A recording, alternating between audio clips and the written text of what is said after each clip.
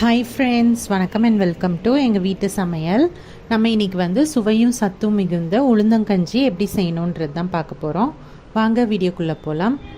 இந்த வீடியோவில் பாரம்பரியமிக்க ஒரு ஹெல்த்தியான ரெசிபி தான் செஞ்சு காட்ட போகிறோம். அதாவது உளுந்தங்கஞ்சி. இந்த உளுந்தங்கஞ்சி வந்து வெள்ளை உளுந்துலேயும் செய்வாங்க, கருப்பு உளுந்துலேயும் செய்வாங்க. ஆனால் கருப்பு உளுந்தில் தோலோடு உள்ள கருப்பு உளுந்தில் தான் நிறைய சத்து இருக்குது. இதில் கால்சியம், அயனு எல்லாமே இருக்கிறதுனால அது எலும்புக்கு ரொம்ப நல்லது. அது வந்து எல்லா ஏஜ் வயதினருக்கும் ஏற்ற ஒரு உணவாகும். அந்த கருப்பு உளுந்தை வச்சு தான் இன்றைக்கி கருப்பட்டி, தேங்காய் பால் எல்லாமே யூஸ் பண்ணி ஒரு ஹெல்த்தியான உளுந்தங்கஞ்சி தான் செஞ்சு காட்ட போகிறோம். வாங்க எப்படி செய்வோம்னு பார்ப்போம். இதுக்கு வந்து 1 கப் போல் கருப்பு உளுந்து எடுத்திருக்கோம். அதுக்கப்புறம் 1/5 பாகம் போல் புழுங்கல் அரிசி இல்லைன்னா பச்சரிசி, ரெண்டுத்தில் எது வேணால் எடுத்துக்கலாம். 1 கப் போல் கட்டியான தேங்காய் பால், அப்புறம் துருவின தேங்காய் ஒரு 1/4 கப்பு, 1/2 கப் போல் கருப்பட்டி, கொஞ்சோண்டு சுக்குத்தூள், கொஞ்சோண்டு ஏலக்காய் தூள், ஒரு சிட்டிகை உப்பு, இதெல்லாம் தான் நம்ம எடுத்திருக்கோம். ஃபஸ்ட்டு வந்து கருப்பு உளுந்தை ஒரு வானலியில் போட்டு ஸ்லோ ஃப்ளேமில் நல்லா வாசம் வர வரைக்கும் நல்லா வறுத்து எடுத்துக்கணும். அடுத்து அரிசியையும் ஸ்லோ ஃப்ளேமில் நீங்கள் வந்து நல்லா வறுத்து எடுத்துக்கணும். அரிசி கொஞ்சம் நேரத்தில் நல்லா பொரிஞ்சு இந்த மாதிரி செவந்து வரும். அந்த டைம் நம்ம வந்து எடுத்து அதை உளுந்தோடு சேர்த்து வச்சுக்கலாம். ரெண்டுத்தையும் நல்லா ஆற விட்டுருவோம்.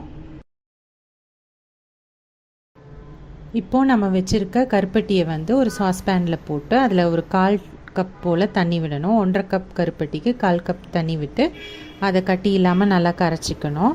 கட்டியெல்லாம் நல்லா கரைஞ்ச பிறகு நம்ம வந்து அதை ஃபில்டர் பண்ணி எடுத்துக்கலாம். அப்போ உங்களுக்கு அதில் இருக்கிற தூசி இல்லாட்டி ஏதாவது மண் ஏதாவது இருந்தாலும் உங்களுக்கு வந்துடும். இப்போ இந்த வறுத்த அரிசியும் உளுந்தும் வந்து நல்லா ஆறின பிறகு நம்ம மிக்சியில் போட்டு அதை வந்து நல்லா ஃபைனாக பவுடராக ஆக்கி எடுத்து வச்சுக்கணும்.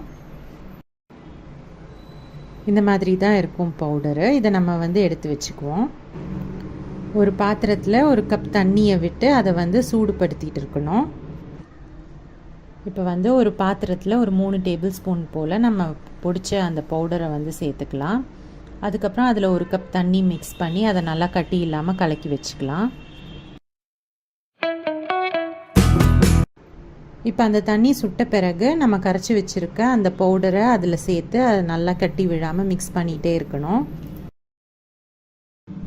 தீயை வந்து மிதமாக வச்சுக்கணும். கொஞ்ச நேரத்தில் வந்து மாவு வெந்துருச்சுன்னா ஒரு மாதிரி நல்லா கிளாஸியாக வரும். அந்த மாதிரி மாவு வெந்த பிறகு நம்ம வச்சுருக்க அந்த கருப்பட்டி பாகை அதில் வந்து சேர்த்துக்கலாம். சேர்த்து அதை நல்லா மிக்ஸ் பண்ணிக்கலாம்.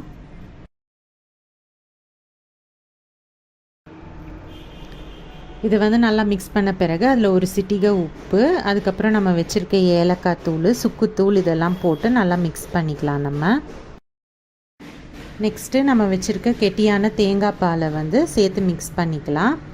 அது சேர்த்து மிக்ஸ் பண்ண பிறகு நம்ம நெய்யில் வறுத்து வச்சுருக்க தேங்காய் துருவல் இருக்கும், அந்த தேங்காய் துருவலையும் அதில் சேர்த்துக்கலாம். சேர்த்துட்டு அந்த கொதி வரதுக்கு முன்னாடி கொஞ்சம் சூடான பிறகு நம்ம வந்து இறக்கிடலாம். அவ்வளோதான், நம்மளோட சுவையான உளுந்தங்கஞ்சி வந்து சூப்பராக தயாராகிடுச்சு. இது வந்து ரொம்ப ஹெல்த்தியான ரெசிபி, ப்ளஸ் சுவையாகவும் இருக்கும். நம்ம தேங்காய் பால், அதுக்கப்புறம் நெய்யில் வறுத்த தேங்காய் துருவல் எல்லாமே சேர்த்துருக்கனால ரொம்ப சுவையாகவும் இருக்கும், ஹெல்த்தியானதும் கூட. ஸோ இதில் தேங்காய் பாலுக்கு பதில் நீங்கள் வந்து பாதாம் பாலும் சேர்த்துக்கலாம். இந்த ரெசிபி உங்களுக்கு யூஸ்ஃபுல்லாக இருக்கும்னு நம்புகிறோம். இது பிடிச்சிருந்ததுன்னா லைக் பண்ணுங்கள், ஷேர் பண்ணுங்கள், சப்ஸ்கிரைப் பண்ணுங்கள், மறக்காமல் பெல் பட்டனையும் டேப் பண்ணுங்கள். அப்போ தான் எங்களோட ரெகுலர் அப்டேட்ஸ் உங்களுக்கு வந்து சேரும். தேங்க்யூ.